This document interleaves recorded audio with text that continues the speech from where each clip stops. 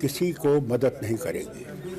अगर वो मुल्क जो इनको भेज रहा है, हमारा पड़ोसी, और ये समझता है कि इससे वो यहाँ की तब्दीली लाएगा, वो नहीं होगा, ये फेल हो जाएंगे।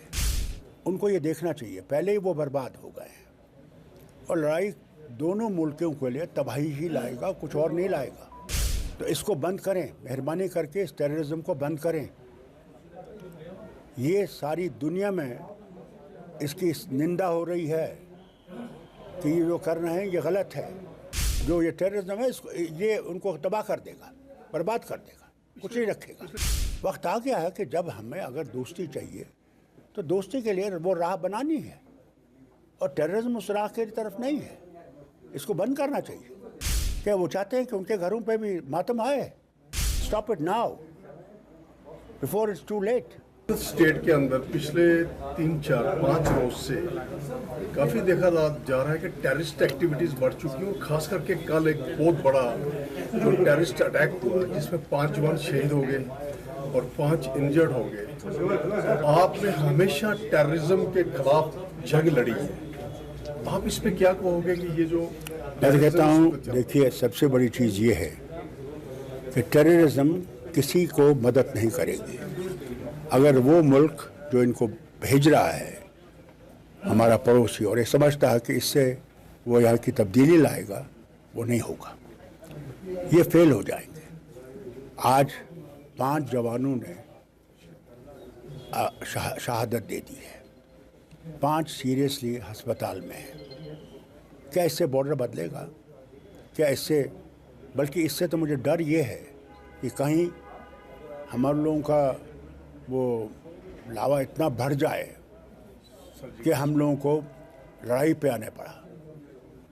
उनको ये देखना चाहिए पहले ही वो बर्बाद हो गए हैं, और लड़ाई दोनों मुल्कों के लिए तबाही ही लाएगा, कुछ और नहीं लाएगा। तो इसको बंद करें, मेहरबानी करके इस टेररिज्म को बंद करें।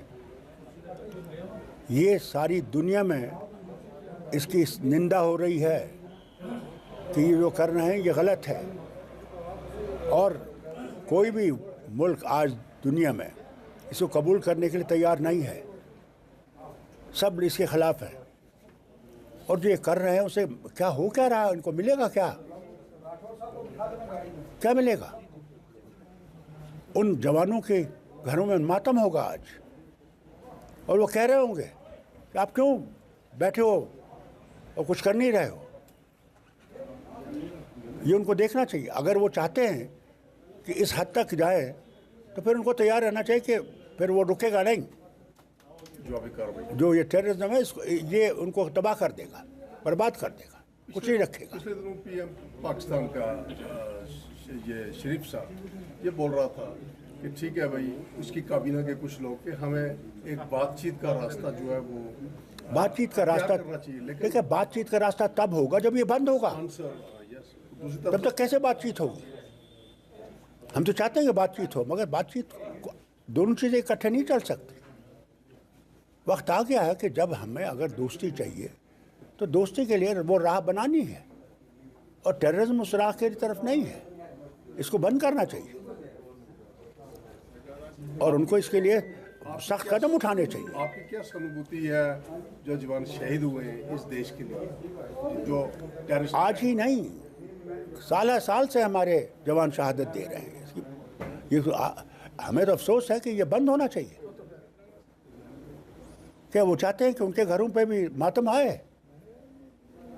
तो क्या डॉक्टर साहब इसमें सोचा जाए कि ये टेररिज्म बार बार आपने भी नेशनल इंटरनेशनल लेवल पे जाके कहा है पाकिस्तान को, और हिंदुस्तान के जितने प्राइम मिनिस्टर रुके हैं, चाहे वो मनमोहन सिंह जी थे, चाहे वाजपेयी साहब थे, चाहे नरेंद्र मोदी हैं, कि भाई हमें आपसे बात नहीं करनी है, आप टेररिज्म को पहले बंद करो। सर्जिकल स्ट्राइक्स भी हुई हैं, तो अभी भी वो कर रहा है, तो क्या मुझे समझ नहीं आती कि एक्शन लेना पड़ेगा? नहीं, मुझे समझ नहीं आती कि उनकी सोच क्या है।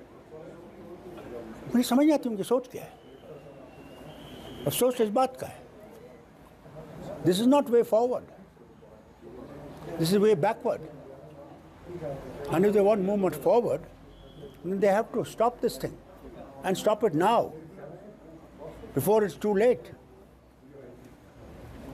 तो क्या इसका कुछ जिस तरीके से अगर ऐसा ही I think the pressures of the world have to increase. तो अगर The only way forward now is the pressure of the world on that country must increase. That this is not path to peace. This is path to destruction. Stop it now.